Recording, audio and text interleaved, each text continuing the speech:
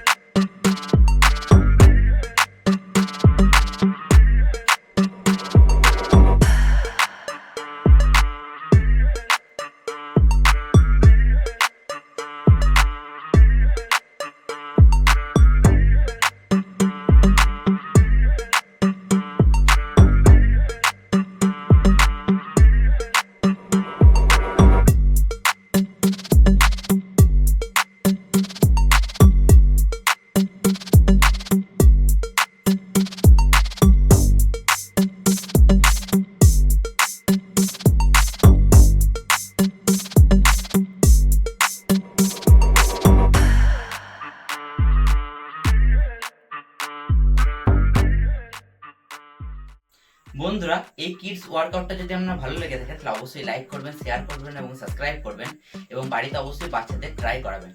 চলুন দেখা হচ্ছে পরে অন্য কোনো টপিকের ভিডিও নিয়ে। ধন্যবাদ।